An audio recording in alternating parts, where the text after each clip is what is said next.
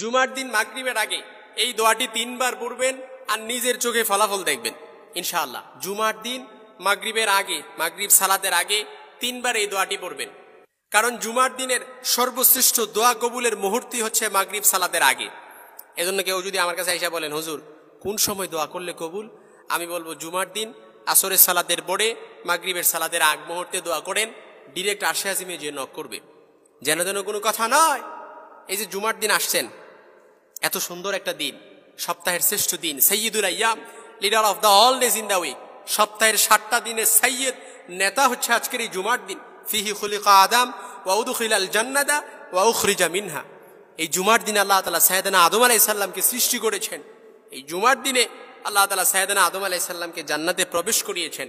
আবার এই জুমার দিনে সাইয়েদনা আদম আলাইহিস সালামকে আল্লাহ তাআলা জান্নাত থেকে বের করিয়েছেন। এই জন্য জুমার দিন আল্লাহ তাআলার কাছে আসমানের নিচে জমিনের উপরে সর্বোৎকৃষ্ট দিন হচ্ছে জুমার দিন। এই জুমার দিনে আসরের পরে মাগরিবের সালাতের আগ মুহূর্তে এই দোয়াটা যদি 3 বার পড়তে পারেন, নিজের চোখে ফলাফল দেখতে পারবেন। এখন বলবেন, হুজুর কি ফলাফল দেখতে পারবো ওইটা একটু বইলা দেন। কি ফলাফল দেখতে পারবো ওইটা একটু বইলা দেন। ফর এক্সাম্পল, আপনি দোয়াটা পড়ছেন, আপনার ব্যবসায় বরকত হচ্ছে না, এই জন্য পড়ছেন ব্যবসায় বরকত হবে। আপনি দোয়াটা পড়ছেন, আপনার বিয়ে হচ্ছে না, আল্লাহ তাআলা বিয়ের ব্যবস্থা করে দিবে।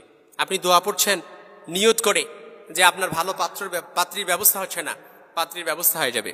আপনি দোয়াটা পড়ছেন যে আপনার ভালো পাত্রের ব্যবস্থা হচ্ছে না, বিয়ে হচ্ছে না, শুধু ছেলেপক্ষ আসে আর দেখে যায়, এরকম অনেক মা বোনও কিন্তু আছে। এরকম যদি হয়, উস্তুজিব, কবুল হয়ে যাবে। অর্থাৎ যেই উদ্দেশ্যে পড়বেন ওই উদ্দেশ্যে নিজের চোখে ফলাফল দেখতে পারবেন। তবে শর্ত হচ্ছে ওয়া মান ইয়াতাওয়াক্কাল আলাল্লাহ ফাহুয়া হাসবু, আল্লাহ তাআলার উপর ভরসা করতে হবে যে আল্লাহ তাআলা সবকিছু দিতে পারে। অনেকে আছে দোয়া করতে করতে ফলাফল না পেয়ে হতাশ হয়ে যায় আর আল্লাহর গালি দেওয়া শুরু করে যে আল্লাহ আমার ওইটা দেয় না, ওইটা দেয় না। না, দোয়ার ব্যাপারে যদি আপনি তাড়াহুড়া করেন, দোয়াটা কবুল হবে না। মা লাম ইস্তাজিল, অর্থাৎ বান্দা যদি দোয়ার ব্যাপারে তাড়াহুড়া করে, ওই দোয়াটা আল্লাহ তাআলা কবুল করে না। এজন্য দোয়া করতে থাকেন, অবশ্যই আল্লাহ তাআলা দোয়াটা কবুল করবে। ইমাম ইবনুল কাইয়িম রাহিমাহুল্লাহ উনি লিখেছেন, বান্দা যখন আল্লাহর কাছে মুনাজাত করতে থাকে, বান্দা যখন আল্লাহর কাছে চাইতে থাকে, চাইতে চাইতে সে যখন ক্লান্ত হয়ে যায়, তবু আল্লাহ তাআলা তার দোয়া কবুল করে না। এর মানে হচ্ছে আল্লাহ তাআলা তার দোয়াটা কবুল না করার অর্থই হচ্ছে আল্লাহ তাআলা তার কণ্ঠটা বারবার শুনতে চান। সুবহানাল্লাহ বলতে পারলেন না? আল্লাহ তাআলা তার কণ্ঠটা বারবার শুনতে চান, এইটার মানেই হচ্ছে এটা।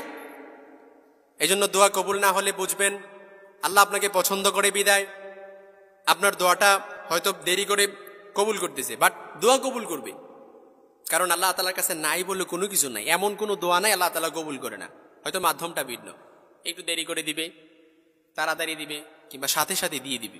এই জন্য মাগরিবের সালাতের আগে, শুক্রবার জুমার দিন মাগরিবের সালাতের আগে, আসরের সালাতের পরে এই দোয়াটা 3 বার পড়বেন।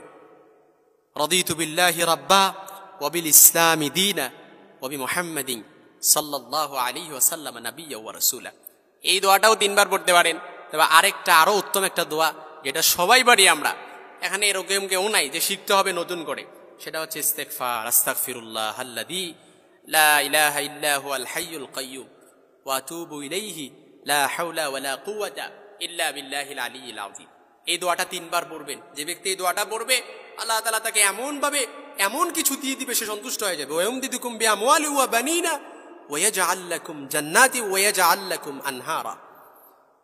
আল্লাহ তাআলা তাকে এমন সম্পদে বারাকা দিবে, এমন সন্তান সন্ততিতে বারাকা দিবে, সে কল্পনাও করতে পারবে না। চারদিক থেকে এমনভাবে রিজিকের দ্বারগুলো খুলে দেয়া হবে, চারদিক থেকে এমনভাবে কল্যাণের দ্বারগুলো খুলে দেয়া হবে, সে কল্পনাও করতে পারবে না।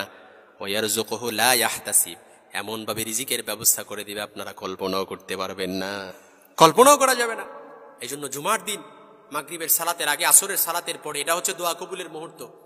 ওই সময়ে যা চাইবেন আল্লাহ তাআলা কবুল করবে। হাদিসে এসেছে, স্পষ্ট ন্যারেশন হাদিসের, ওই সময়টা হচ্ছে দোয়া কবুলের সময়। এই জন্য জুমার দিন এই সময়টাকে আমরা কখনো মিস করব না। সপ্তাহে একটা দিন জুমার দিন, ওই সময়টার জন্য আমরা অন্তত হলেও একটা সপ্তাহ ওয়েট করে হলেও ওই সময়টাতে আমরা আল্লাহ তাআলার কাছে চেয়ে নিব। আল্লাহ তাআলা তৌফিক দান করুক। যতগুলো এই কথাগুলো যেন আমরা মানতে পারি, যতগুলো কথা বলেছি কোরআন থেকে বলেছি, বানিয়ে বানিয়ে কোনো কথা বলি নাই।